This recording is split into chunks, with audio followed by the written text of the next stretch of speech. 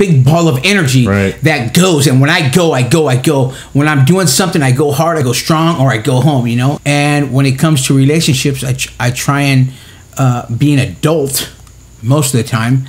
And this was just one of those times where, you know, I'll admit it. I lost control over my emotions. And the end result was, because let's be honest, if I wanted to, I could have convinced her to stay, you know, and like right at the point when I started throwing stuff, and she was like, "No, baby, you know I love you," and she started crying. I could have said, "Oh, okay, well, okay, let's try and work this out." But by that point, dude, I'm already my mind's. And again, audience, excuse me for using the language I'm about to use, but at that point, dude, I've already fucking snapped. You know what I mean? My fucking stick is broke. Yeah. And you can't put, no matter if you take a piece of rope and you cut that fucking rope and you try to put that rope back together, there's still gonna be a knot there. It'll never be that same piece of rope again. And that's where my mind is. You're gonna try to calm me down and smooth that rope out, and that knot's gonna always be there. You know, and that's where my mind goes, man. And like I said, I just get the fuckets, and I ruined a very, very expensive vanity. And you know what scares me is I've shared about this before. I was in a relationship for 9 years before I met my fiance that I have now, my hopefully fiance. If she ever talks to me again. And she left me too, and she said, this being my first relationship, my son's mother, she said, "I'm leaving you." And I said, "Well, why are you leaving me?" She said, "Because you're an asshole." I said, "Okay." So she left me. Now I'm in this relationship for 8 years. She's never seen me get violent or you know, stupid in that sense, you know, put my fist through something, you know, stomp around and just, you know, she's never seen that. And I think when she's seen that, it literally scared the shit out of her, you know, and totally freaked her out. Like, what's this fucker capable of now, you know? And so that's one of the things that, I mean, if it scares her, you know, I mean, I don't know how to react to that either, you know? I mean, it's a scary feeling that you know, what I'm going through, you know? It's to put someone through that at the point, it's one thing, you know, but then eventually you calm down and you start to reflect on what happened, you know. And the number one thing I hate doing, I hate telling people I'm sorry for shit that I've done, you know. And so you know, and again, I say this because, you know what, I'm trying to be as honest as I can with the audience and with the people out there, you know, to you know, this is who I am. I'm not perfect. You know, I'm not trying to be perfect. I try and live a good life. I try and live, you know. And one thing that somebody told me was, I told them what happened, you know, because I was honest about it. They said, "You 8 years and you never lost your temper?" I said, "Not like I did this time. This time I just, you know." She's never seen me, you know, like I said, I got really, really violent. I didn't hit her or anything like that. But I was just like punching stuff and throwing stuff and kicking stuff and just being a child, an infant child, you know. You know that moment like when you know you're supposed to walk away? Well, I didn't see that moment till it was too late. You know, and I'm not trying to make light of the situation. I'm really not. I'm trying to deal with it the best way I know how, without drinking or using. I try and be like Gigi. He shits on himself and has people follow him around. I get crazy and I end up losing my fiance. So there's a whole different. And hopefully one day I'll be able to get past it and move on. You know, and again, you know, I know some of you out there are gonna hear this and be like, "What a fucking asshole." I hope that's what you think of me, because it's not right what I did, you know. A normal person doesn't do what I did, and I'm far from normal, but I should be able to conduct myself as a normal person, as weird as that sounds. Anyway, I just wanted to get that out there. And again, I said this right in the beginning, you caught me off guard with that. And I'm glad that you threw that out there, because now I got to put it out there. You know, a good friend once told me, "You're only as sick as your secrets." And so, moving on. There you go. All hail Gigi.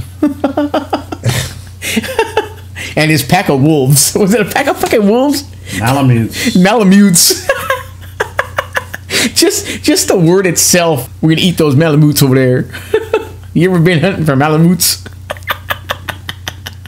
Where the hell do you go hunting for Malamutes? Well, it's a dog. Is it a wild dog or just a domestic dog? It's Really? just a domestic breed. Wow, I've never. An Alaskan Malamute. I've heard of an Alaskan Husky, but anyway. Well, I trust, Marin, that you're going to do whatever is best for your situation, and if she comes around, then it's meant to be. And if you really want it, I'm sure you can make that happen. You know, and if it doesn't happen, then who knows? Maybe that's what's best. All you know is everything you've done has brought you up to this point, and you can only keep moving on, man. And I've dealt with a lot of shit in my life, and I'm kind of glad I'm right where I'm at, even though I've hurt people and I've been hurt, but I would have to go through that same shit to have made the progress that I've made today. And so, you know, take this lesson learned and move forward with it. And I know you're going to do that because you've been an example for me in my life. I know everything's gonna work out better for you, whether you see it or not. You gonna fucking hug me now? I don't need to do that. I'm doing it verbally. Well, let's just lie to the audience and say that I did. Yeah. But anyways, I know you're gonna do what's best for you, Marin. Thank you. And the best for your kid too. With that, let's move on, Marin. Thank you for sharing that. And the time will come where I'll do the same too, man. I will bare my soul, so don't feel like you're hung out there. I thought you did when you talked about the whole scooter thing there. Well, that's about as deep as you can get right now. No, I don't think so. You can call it whatever you want, but intimate details about our relationships fly in the face of one riding a scooter. Anyhow, I'm fucking delusional already, man. It's all right, man. You're not as bad as our friend Gigi Allin. Oh, no, we're not. Alrighty, folks. And now Marin and I are going to test our theatric chops with our new segment, Voiceover YouTube Theater. All right, Marin, do you have your thespian hat on?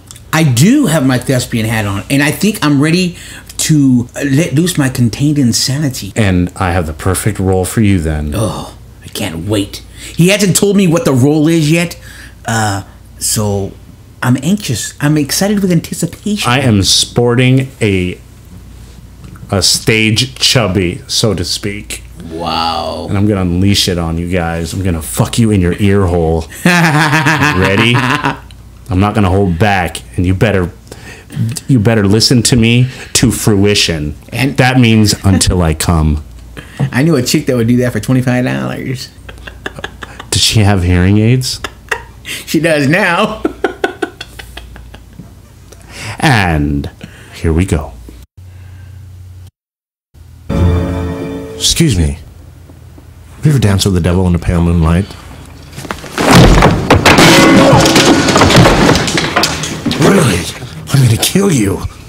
You idiot! You made me. Remember? You dropped me into that vat of chemicals. That wasn't easy to get over. And don't think that I didn't try. I know you did.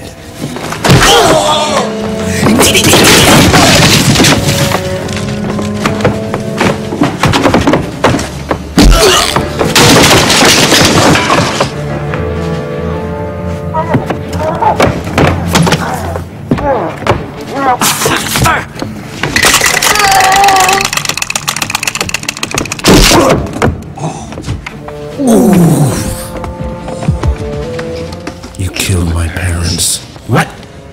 Oh. What are you talking about? I made you. You made me first. Hey, Bat Brain. I mean, I was a kid when I killed your parents. I mean, I say I made you. You gotta say you made me. I mean, how childish can you get? You wouldn't hit a guy with glasses, huh? Would you? Huh? And scene. And that will do it for our first installment of Voiceover YouTube Theater with Wes and Marin. And let's thank our sponsor for this segment, bootlegconcerttees.com. You didn't have to be there to prove you were. And now, Marin Flores with the news. And I apologize for the ambient noise of work cooling off because it's hot as fuck in here. And by the way, free podcast, so shut the fuck up, assholes. Deal with it. Wow, such hostility.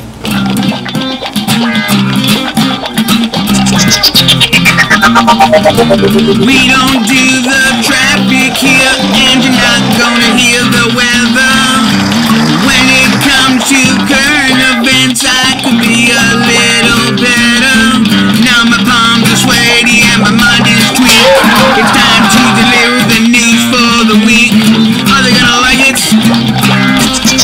I should be a comedian, no a rock star. Wait, even better. Marin. What? Marin. What? Just do the fucking news. Alright.